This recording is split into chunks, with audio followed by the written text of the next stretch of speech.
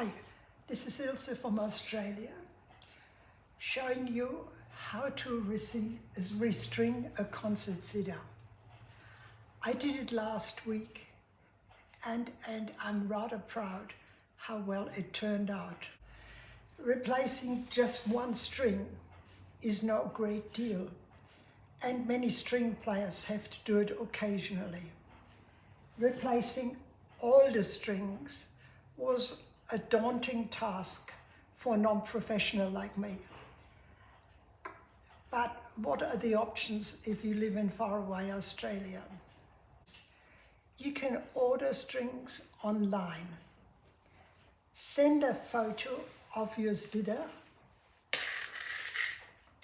measure the mensur or the fretboard, and count how many strings you've got. I ordered a set of 33 strings for the concert zither, Munich tuning, from Lenzner Strings in Germany. I paid with PayPal. The cost of the strings, including airmail, was about 131 euros, which was about 207 Australian dollars. The strings arrived by air in under 4 weeks.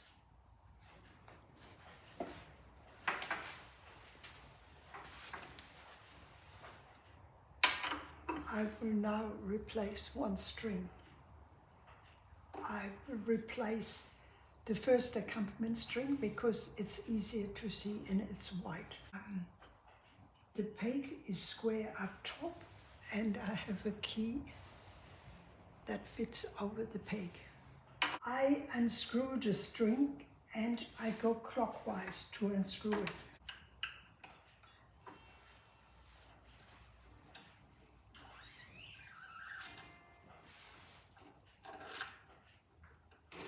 The string has already been damaged at the end. With your strings, Lenzner strings come very neatly packaged. There's one package of Griffbret, which means the fretboard strings, and they are labeled. Then there's a packet of Begleitsaiten, which means accompaniment strings, and then there are bass strings and contrabass strings. The strings are labeled and packaged individually. This is the fretboard strings. There are 5 fretboard strings. The first string, of course, is A, and then the string is packaged individually. The strings are named individually, but they have German notation. So the first string is S, which in English is E flat. German names are different, but I made you a chart, so when you're tuning, that S in German is E flat in sing, and the notes are different, like the red string Cis in German is C sharp in English. You can download this chart. I will now replace the string that I have removed, the broken string. Because the peg was too high and looked very rusty, I've taken the peg out. And then with some sewing machine oil, I sort of cleaned all the rust off, so it's now a bit better. It's easier to see how to thread the pin. It's like threading a needle. But it's difficult when the springs are so stringy and the pins are close together. So I will demonstrate on this pin I've taken out. This is an old string. I just cut the edge off, so I have a neat end.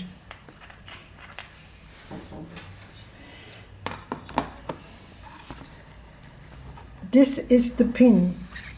It's 40 millimeters long. The hole is about 10 millimeters down. When the pin is in, I thread the end of the string through it and this is where the thread starts. So I bend the string down like that, and then I have to fix it so it doesn't pull out.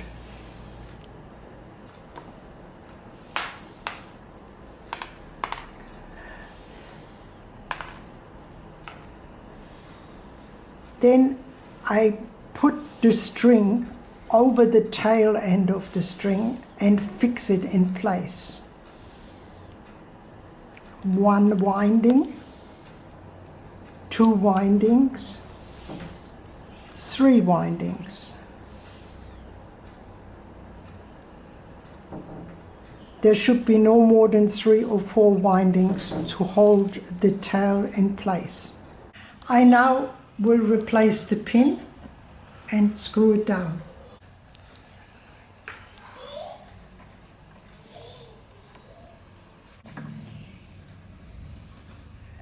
And the pin now goes lower down in the hole but it's still loose, it's still a bad pin.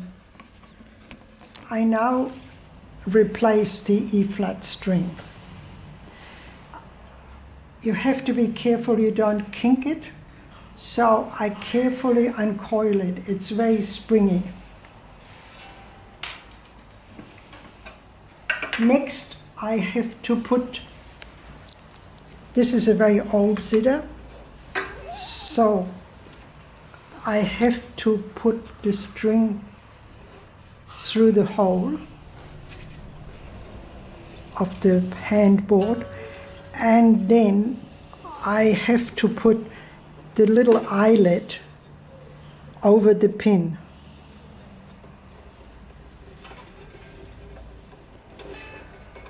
This seems to jump out a lot. So if I'm on my own, I sometimes use a paper clip. If you have somebody to hold it whilst you tighten the string, it's easier. Otherwise, I might put a paper clip on there, which is fiddly, and hope it holds. Okay.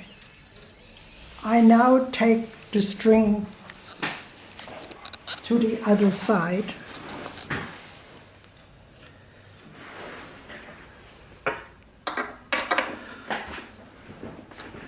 And put it through the hole in the pin.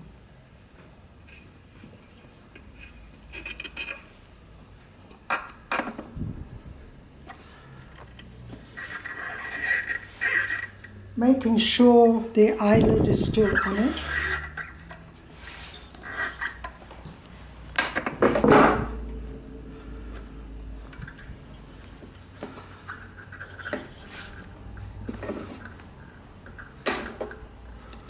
The eyelet slips off. This string seems a bit long.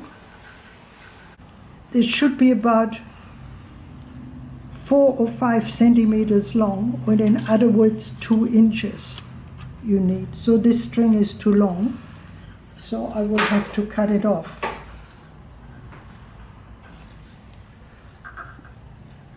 Always making sure it's still on the loop.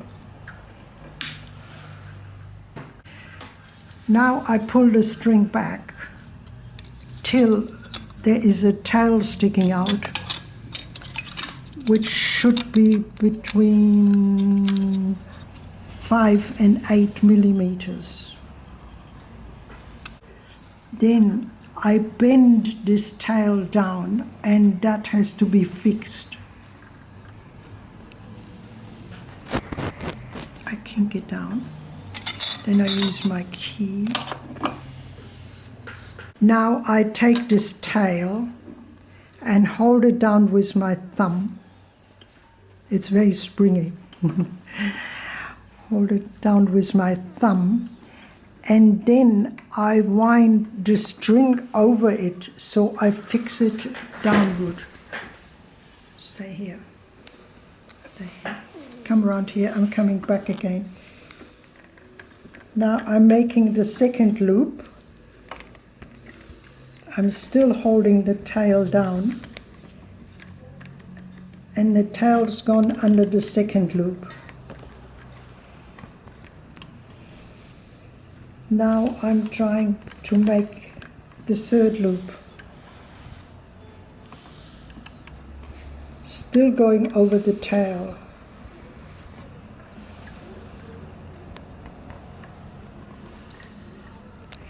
Remember that this is a wonky pin that doesn't screw home properly, so I will go down as best as I can.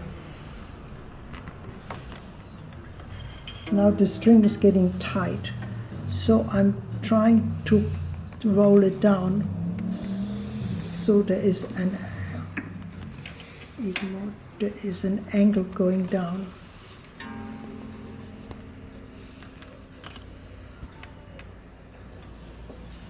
Is it still under? The tail is still under the string.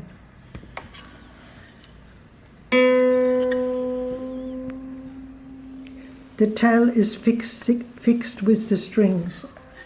There should be an angle here. Now I use my tuner. I know it's E flat, and I roughly tune it. C, so it's got a bit to go.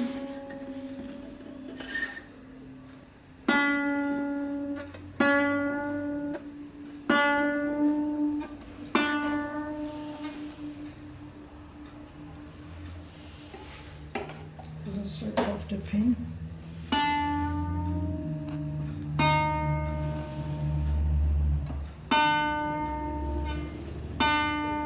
D. It doesn't really want to go because of the bad pin. I might leave it at that and tune it again later. That was a bad pin, and it's not as neat as it should be. So I will now do, just to show, do the F string because it's red and it shows easier. This is a very old zither, and this is a very bad string. I'm taking off the F string.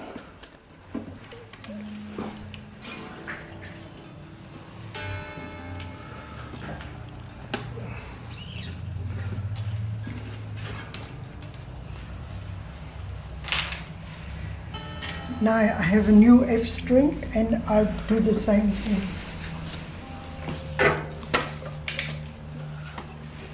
I put it through the hole. Put the eyelet over the pin.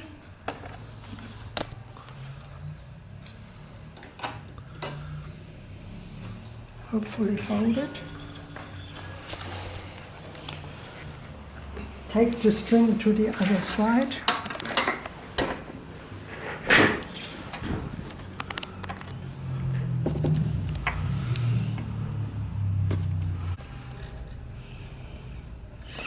Put the strings through the hole, making sure still fix the other side.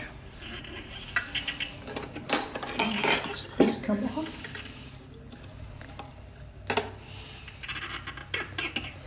The string is also too long. It should be. I cut it. Is it slipping? Okay.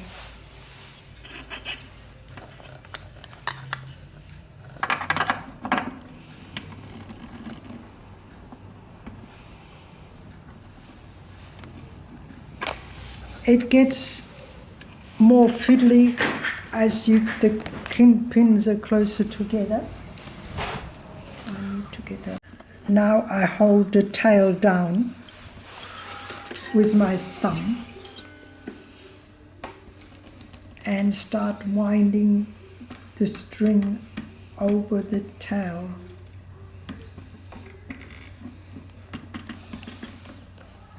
Just checking, yes, the string is over the tail.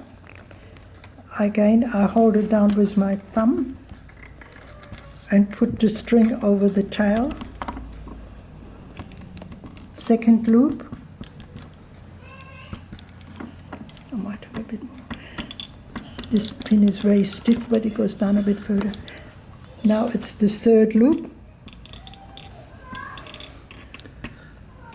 Still over the tail.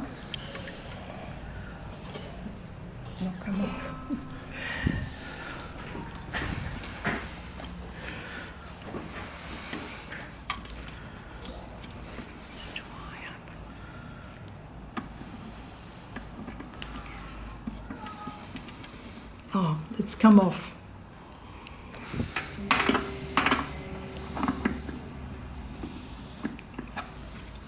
I have about 8 to 9 millimeters of tail sticking out.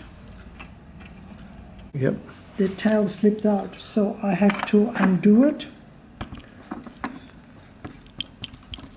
and put the tail back under. Sorry, here we are.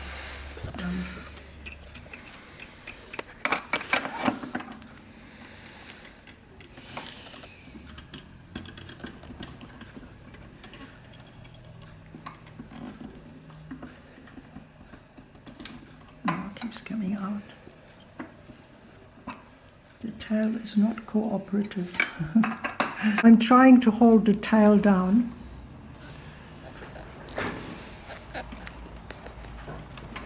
And winding the string over it.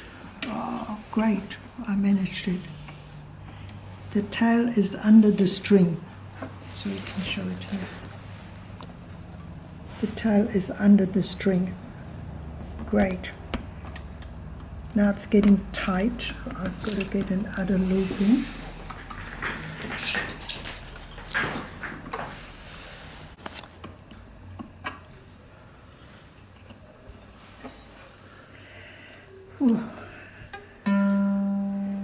It's got 4 loops, but because the pins are old and can't be screwed down too much, I take it down. I don't know.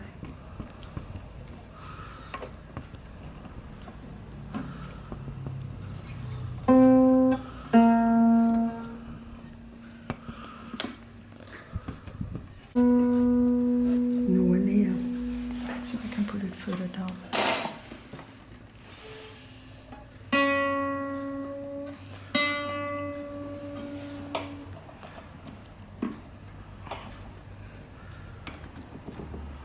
I push the string further down so I get a better angle. Nearly there. It's very close to F.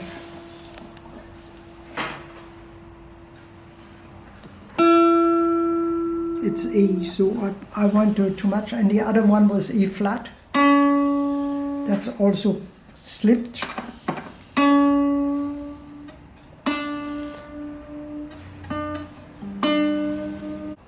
This is my good zither, and I will now show you how I tune very quickly. When you have replaced all the strings on your old zither, you then start tuning. I can do it very quickly because I have to do it almost every day and do it, but I go E flat, B flat, F, C. So I just use my tuner and E flat needs a bit, it's flat, E flat's a bit flat, E flat, bit flat, F, in tune. And so I go through my zither almost every day. I know the strings by memory, but you can use the chart. I might not tune all the strings all the time because I'm not really very good using the contrabass strings. And this is how a beautifully strung zither should look.